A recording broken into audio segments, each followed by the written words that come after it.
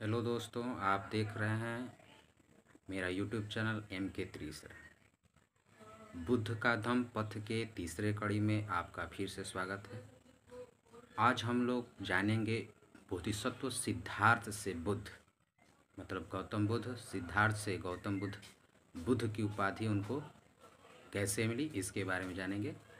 तो देखते रहिए मेरा यूट्यूब चैनल MK त्रिसर। संबोधि प्राप्ति के अनंतर सूक्ष्म संबोधि प्राप्ति के अनंतर सद्धम की रूपरेखा निश्चित कर लेने के बाद सिद्धार्थ बुद्ध के मन में विचार आया कि क्या मुझे दूसरों को अपने धम्म का उपदेश देना चाहिए।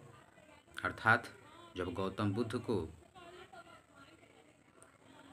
ज्ञान की प्राप्ति हुई, एनलाइटमेंट की प्राप्ति हुई, तो उन्होंने सोचा कि क्या मेरे अपने उपदेश को दूसरे जन को बताना चाहिए या अपने कल्याण में ही लगा रहना चाहिए। उनकी आशंका यह थी कि मेरा ज्ञान अति सूक्ष्म है और आम जन द्वारा समझना कठिन है। आम आदमी का आत्मा में विश्वास से मुक्ति होना कठिन है। आदमी स्वार्थी है और इसी में आनंदित रहता है। उन्होंने ऐसे विचारों को अपने दिमाग में कई बार मंथन किया और इस निर्णय पर पहुँचे कि मेरे इस ज्ञान का क्या लाभ जो बहुजन कल्याण के लिए न हो। अतः उन्होंने पुनः विचार किया कि कुछ लोग अवश्य होंगे जो मेरे ज्ञान को समझ सकते हैं। ऐसा निर्णय लेकर उन्होंने सर्वप्रथम अपने दो पूर्व गुरुओं में आलार कलाम और उद्दक रामपुत्र को हकदार मानकर उनको ज्ञान देने का निर्णय लिया। परंतु उनको पता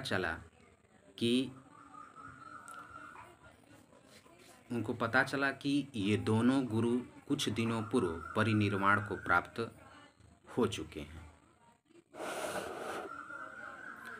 इसके बाद उन्होंने पता करके सारनाथ, जिसका प्राचीन नाम ऋषिपत्तनम में था, में ठहरे अपने 5 पुराने परिव्राजकों को अपना प्रथम धम्म उपदेश देने का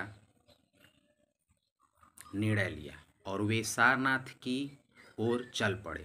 सारनाथ पहुंचने पर उन 5 परिव्राजकों ने पहले उनका तिरस्कार करना चाहा, क्योंकि वे सिद्धार्थ से इसलिए नाराज थे कि उर्बेला में शरीर पीड़ा तप छोड़कर उनको सुजाता ग्वाला की खीर खाते देख लिया था। परंतु उनके ज्ञान के प्रकाश को देखकर परिव्राजकों ने उनका विधिवत आदर सत्कार किया। अब अगला है बुद्ध का प्रथम उपदेश। बुद्ध ने अपने उपदेश में परिव्राजकों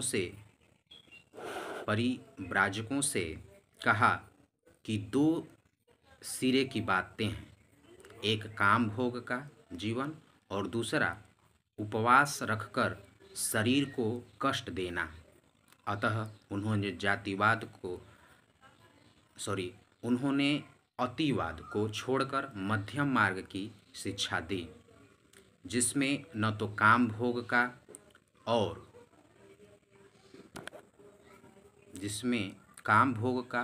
और न काया क्लेश का मार्ग है। स्वाभाविक एवं प्राकृतिक आवश्यकताओं की पूर्ति हेतु इन कार्यों में कोई बुराई नहीं है, बल्कि शरीर को स्वस्थ रखना हमारा कर्तव्य भी है। चूँकि कामुक व्यक्ति कामवासनाओं का गुलाम होता है और इसके चक्कर में पड़कर गंवारपन एवं नीच कर्म करता है।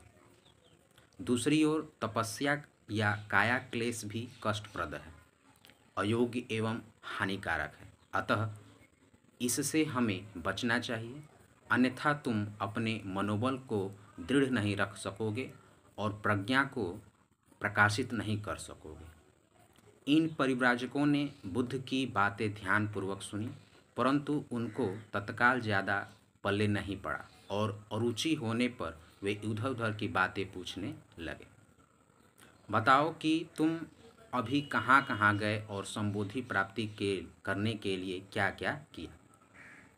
उन्होंने बुद्ध से पुनः बताने का अनुरोध किया। बुद्ध ने पुनः उनको समझाते हुए इस प्रकार से बताया,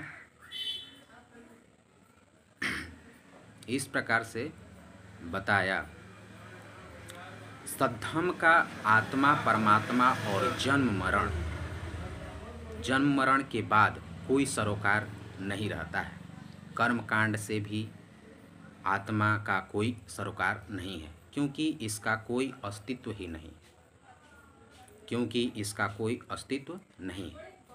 सद्धम्म का केंद्र बिंदु केवल मनुष्य ही है और संसार में जीवित रहते हुए मनुष्य के प्रति नैतिक कर्तव्य है।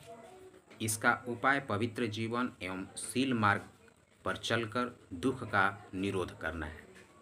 आज के वीडियो में बस इतना ही, और मैं अगले कड़ी में बुद्ध का धम्मपथ वीडियो को टॉपिक कर लेकर पुनः हुआ प्रस्तुत होऊंगा।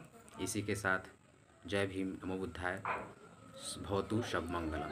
धन्यवाद।